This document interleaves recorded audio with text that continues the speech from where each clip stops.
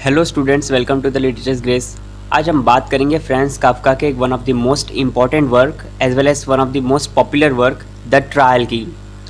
Franz Kafka अपने दो ही work के लिए बहुत ज़्यादा जाना जाता है, एक मेटामॉर्फोसिस, एक ट्रायल। ट्रायल वर्क जो है ये ऐसा वर्क है कि जो आपको सोचने पर मजबूर कर देगा कि ज़िंदगी जो है आपकी आज़ाद है या फिर किसी के आप गुलाम हैं जो आपको पता भी नहीं है कि आप उसके गुलाम हैं, या फिर आप किसी के द्वारा कंट्रोल किए जा रहे हैं। तो ये सब चीज़ों पर सवाल करने पर मजबूर करती है द ट्रायल आपको। ट्रायल स्टोरी जो है वो एक जोसेफ नाम के बैंक ऑफिसर की है जो अपने 30th बर्थडे पर उठता है और ख़ुद को पाता है कि वो अरेस्ट किया गया है 2 गार्ड्स के द्वारा। कोई भी क्राइम उसको एक्सप्लेन नहीं किया जाता है, उसको सीधे कहा जाता है यू आर अंडर अरेस्ट, ठीक है। और वो जो है वो फ्री है अपने डेली लाइफ के चीज़ें करने के लिए, अपनी लाइफ को जीने के लिए, जब तक उसका केस जो है वो अंडर ट्रायल है। जोसेफ जो है वो खुद को निर्दोष साबित करने की कोशिश करता है, खुद की सफाई देता है, लेकिन जो कोर्ट का सिस्टम है वो बहुत ज़्यादा सीक्रेटिव है, एंडलेस है और बहुत ज़्यादा कंफ्यूजिंग है। इसमें वो कंटिन्यूस लूप में फंसते जाता है, ठीक है। और इसको अंत तक कोई भी हिंट नहीं मिलता है कि इसने क्या किया है, किस जुर्म की इसको सज़ा मिल रही है। ये strange court officials, clerks, lawyers, painters, इस सबसे मिलता है, लेकिन कोई इसे क्लियर जवाब नहीं देता है कि इसका गुनाह क्या है।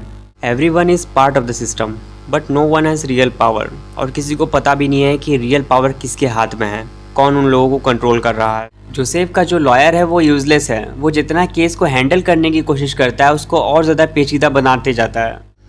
The court is secretive, that's why the court is everywhere as well as nowhere in attic.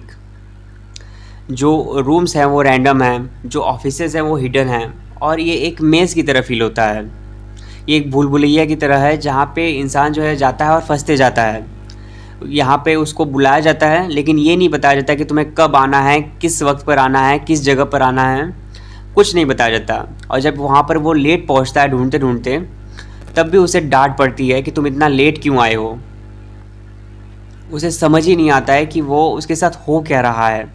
वक्त के साथ जो है जोसेफ जो है और ज़्यादा डर में रहने लगता है, डर में जीने लगता है। वो बहुत ज़्यादा कंफ्यूज है कि उसके ऊपर किस चीज़ का ट्रायल चल रहा है, किस चीज़ का सज़ा उस पर चल रही है। और ख़ुद को गिल्टी मानने लगता है और गिल्ट जो है उसके अंदर भर जाता है।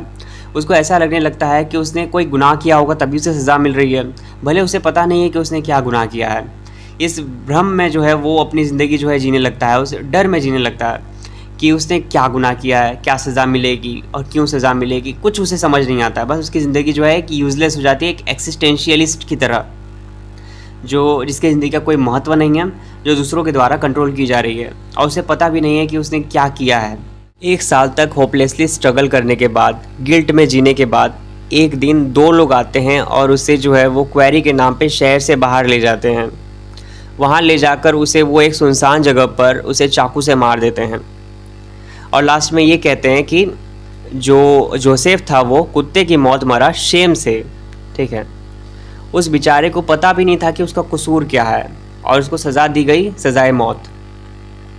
तो ट्रायल जो है एक ऐसी स्टोरी है जो आपको बहुत ज़्यादा कंफ्यूज करती है, बहुत ज़्यादा क्योटिक फील करवाती है कि आपकी ज़िंदगी पर कंट्रोल किसका है, क्या आपकी ज़िंदगी पर आपका कंट्रोल है, क्या अगर सिस्टम चाहे तो आपको कैसे भी वो जो है आपको बर्बाद करने की क्षमता रखता है, ठीक है। और सिस्टम से लड़ने की हिम्मत आप में अंदर नहीं है, आप बस गिल्टी नहीं हो तो भी आपको गिल्टी जो है वो फील करवाया जाएगा और आप उस गिल्ट में मर जाओगे। तो यही कहानी जो है हमें जोसेफ के द्वारा देखने को मिलती है और यही कहानी जो है काफ्का जो है वो ट्रायल के द्वारा हम तक पहुंचाते हैं। उम्मीद है आपको ये स्टोरी पसंद आई होगी।